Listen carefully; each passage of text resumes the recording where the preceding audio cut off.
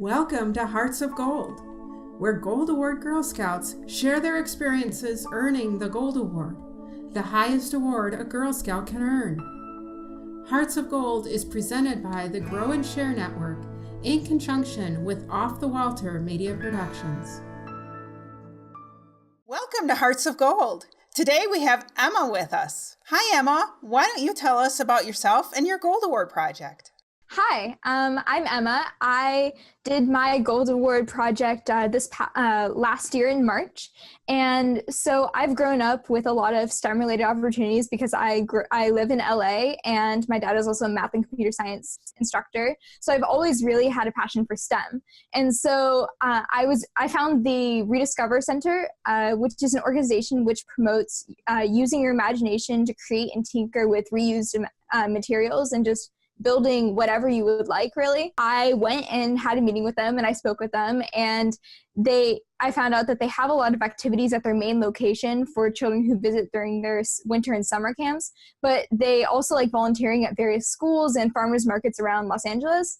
And the problem was that they didn't have any portable activities that they could bring outside of their main location. I decided to work with them to design and build a portable racetrack and its curriculum, which in learning how to design and build their own race cars, the students would be able to learn a basic engineering design process, which also enables them to edit and revisit their original plans. So they can just learn how to improve their car as it goes on the track each time.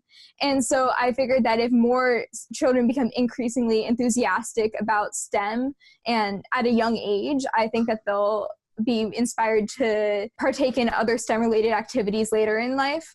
And so now this portable racetrack and curriculum has been used in as many as like 300 elementary and middle school age students in around 11 schools per semester. Can you give us an idea of what it took to put together this portable racetrack and the curriculum that went with it? What materials did you use? How did you go about designing it? I originally kind of came up with this idea as I was looking around their building, and I noticed they had all these activities, like a marble activity on one of the walls where the students would add different things, and then the marble would go down a track and you try to get into like this bucket. I'm on my robotics team, so I knew about a design process and how that works.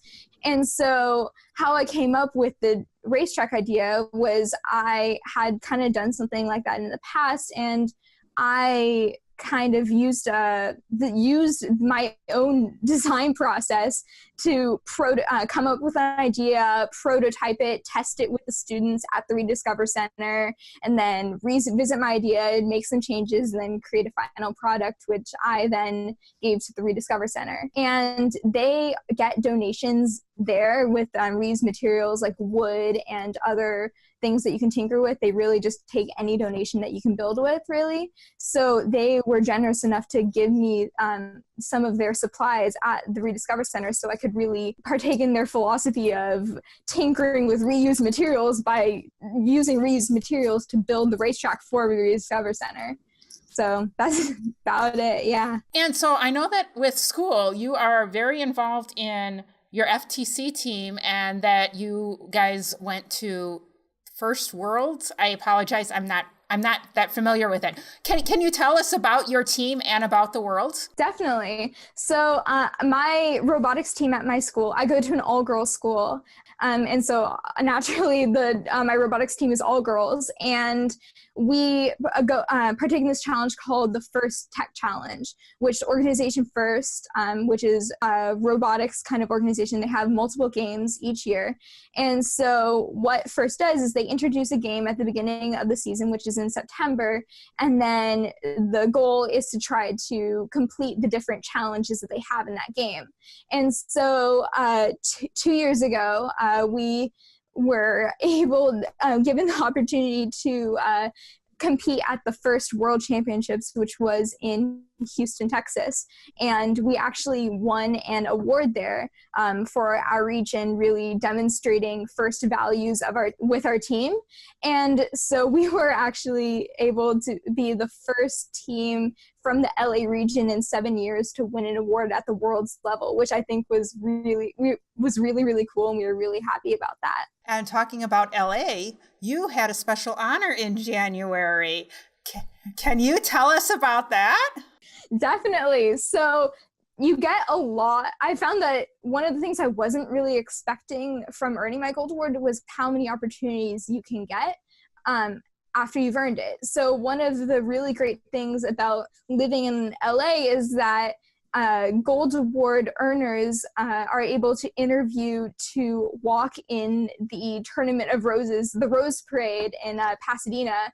And so I found out about this and interviewed and like had this whole process. It was really scary, but 50 Girl Scout Gold Award winners and 50 Boy Scout Eagle Scout Award winners walk in the parade holding the award banners in front of the award-winning floats. And so I was accepted into this, and I walked in the Rose Parade January 1st this year. And there's a lot more to it than just showing up the day of the Rose Parade. What all went into it? It was actually, here's my little tournament troop badge, but it was a lot of surprising, and I was not expecting how much training and practices, how many of those you would have to do before you go into the Rose Parade. You don't just like get in and then are able to walk in there. We had quite a few practices where we would go over to a high school and walk around the track for 5 miles, holding these metal poles that are really heavy and walking around the track over and over again in the like right position for the awards. And it was very tiring. They told us in order to practice and get prepared for the parade to walk around our neighborhoods with soda cans. We're just walking around just to get that arm strength, because it's not natural to hold your arms like this for hours at a time. But it was such a great experience. And even though we had all those practices and we had to be at the Girl Scout house at 3 a.m. On January 1st in order to do the parade, even though all of that, it was totally worth it. What was the day of the parade like? We had to be there at 3 a.m. and then there we got dressed in our uniforms, and then they drove us to the Tournament of Roses house, which is this beautiful, huge house where all of the Rose Court and everyone is getting set up, and we had to have media training because there were news trucks all around. And we had breakfast there, and then our jackets were taken and put in the bus by 5 a.m. So we were kind of like, it was really cold and we were waiting. And then we had the flag ceremony, which the tournament troop is a part of and raises the flag. And then we got our awards and started walking in the parade. It was very, very cool to see all the floats up close and also to see the Rose Court up close. It was very cool. I've known for a long time that the Gold Award Girl Scouts and the Eagle Scouts carry those banners, and not a lot of people actually know that, and I'm always interested in the stories behind that. Yeah. I didn't know that either. The reason I found out about the tournament troop was because actually a girl on my robotics team from last year who just graduated last year, she earned her gold award and was part of the tournament troop last year. So that actually, her walking in the Rose Parade that year was kind of my inspiration to complete my gold award, because I was like, I want to walk in the Rose Parade, if nothing else. Like I think it was just such a really cool experience, and I definitely recommend it. You have had lots of other experiences with Girl Scouts, or because of Girl Scouts, if it's not directly involved. Can you tell us about some of those experiences? Definitely. Yeah. So, well, I have a few. So I actually got into robotics because of Girl Scouts, which is really cool how everything is connected to each other. So in 4th grade, I started my a robotics team in the same organization first, but it was little mini Lego robots. And I rounded up some of my Girl Scout troop members and we competed, and we actually did win an award for teamwork and just working together. And I was only on that team for 2 years, but when I joined my current school, I saw that they had a robotics team, and I was like, oh, I have a memory from that from years ago. I think I really like that. I'm gonna try it out, and now I'm the captain. So it's really cool how Girl Scouts kind of really influenced me in that way.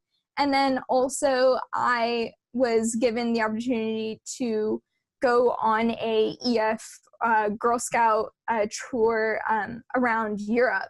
So we went to London, and we also went to Switzerland and also Italy. And we were able to go to the World Association of Girl Guides and Girl Scouts. They have 2 centers in London and Switzerland.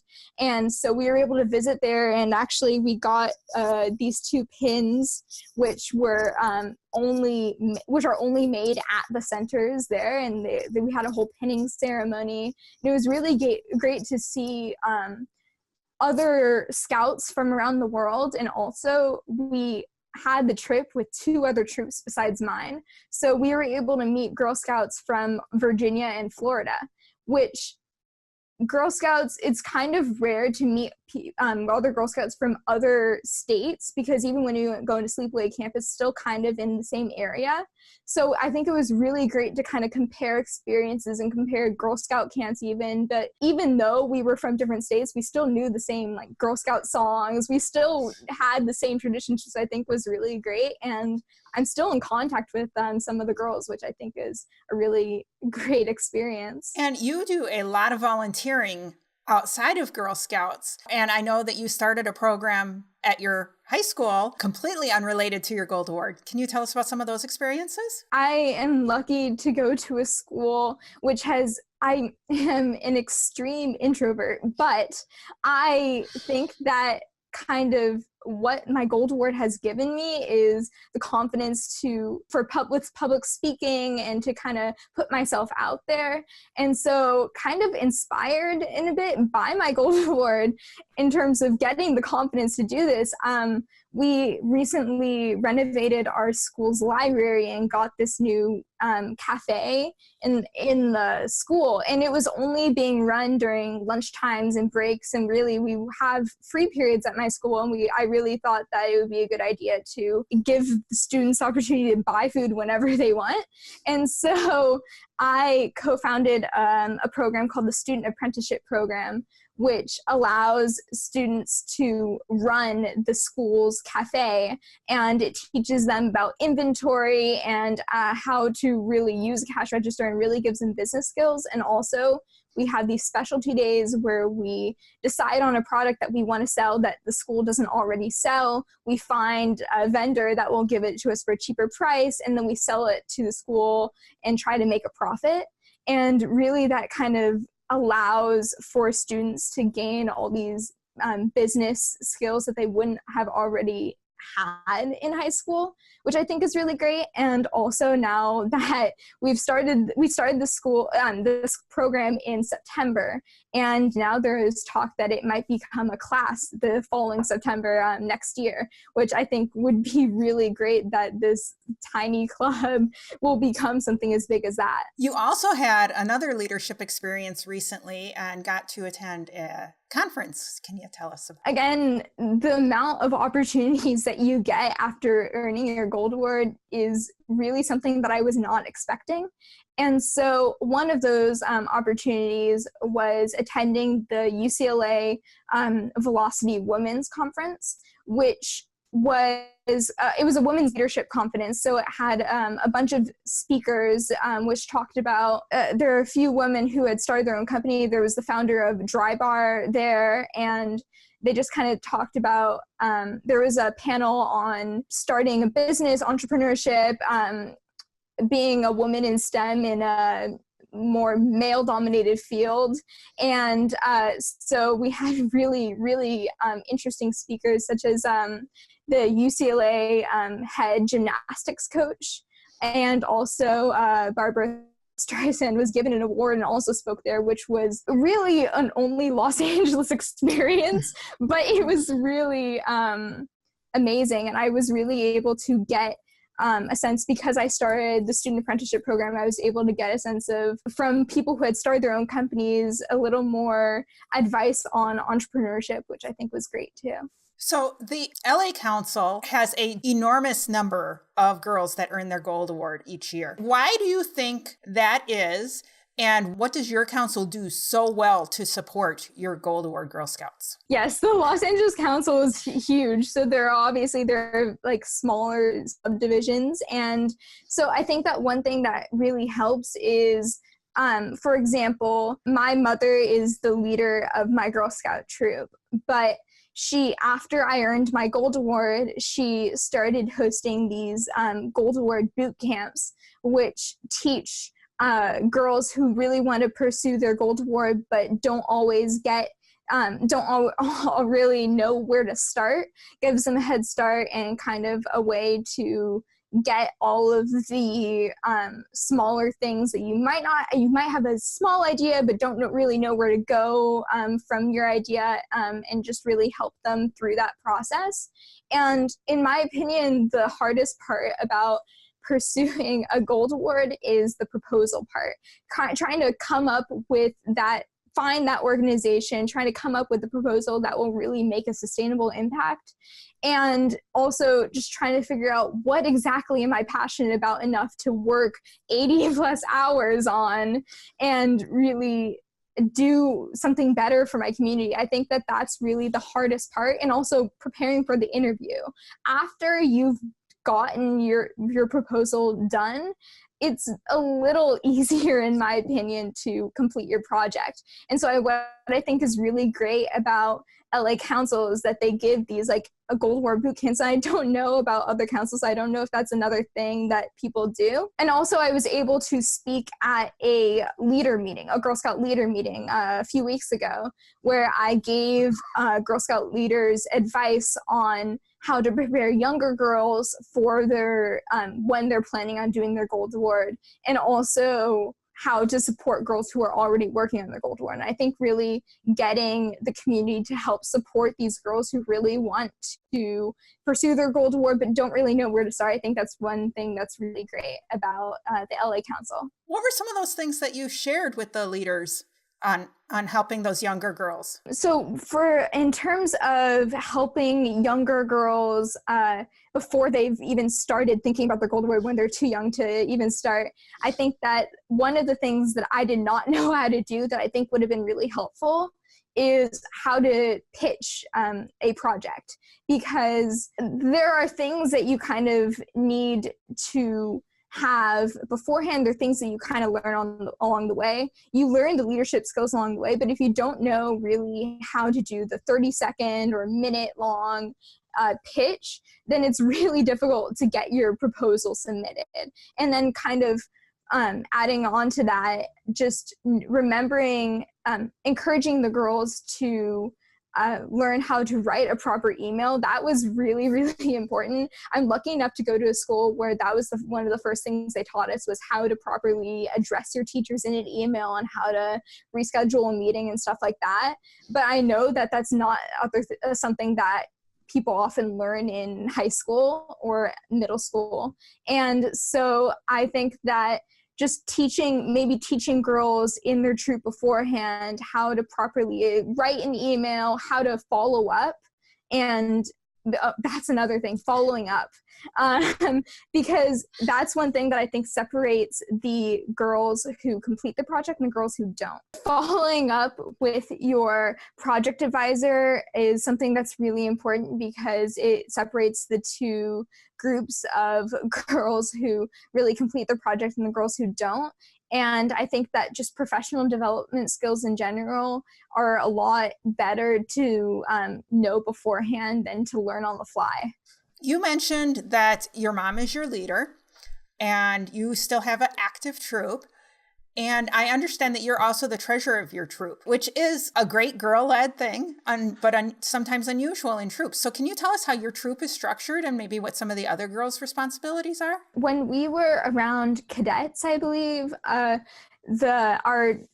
troop, we have, my mom is the troop leader, but there's also a co-leader on our troop too, and both of them help run the meetings mostly. And so once we became cadets, they kind of began to back off and give us more leadership in terms of what we wanted to do, like what journeys we wanted to do, what really we wanted to learn, and kind of what activities, what camps we wanted to go to, all of that. And also they started to have us run the meetings. So what happened was we began having these leadership roles, such as we had a kind of a leader type person who led all the meetings, and then a co-leader sometimes, and then we also have a treasurer, someone in charge of cookies, someone in charge of nut sales.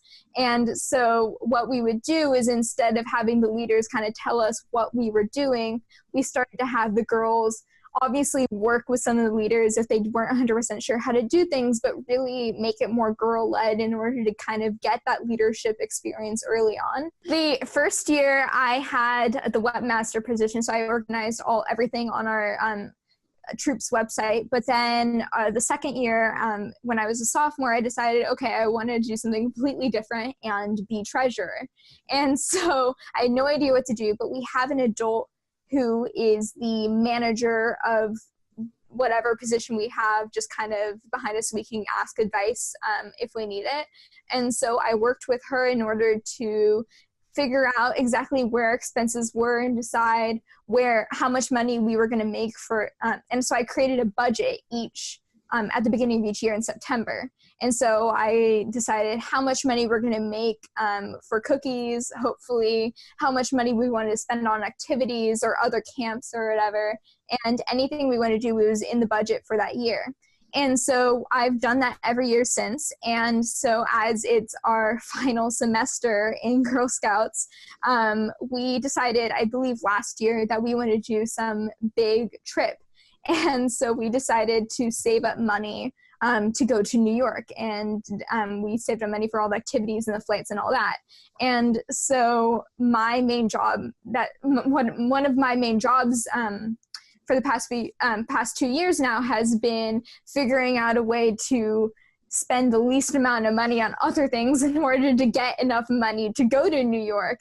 And so now, because it's cookie season right now it's how many cookies we need to sell during the season in order to make enough money to actually do things in New York. So that's been really rewarding experience, and I'm really happy that I decided on the fly that I wanted to be treasurer. Is there anything that we haven't talked about that you'd like to share with the audience?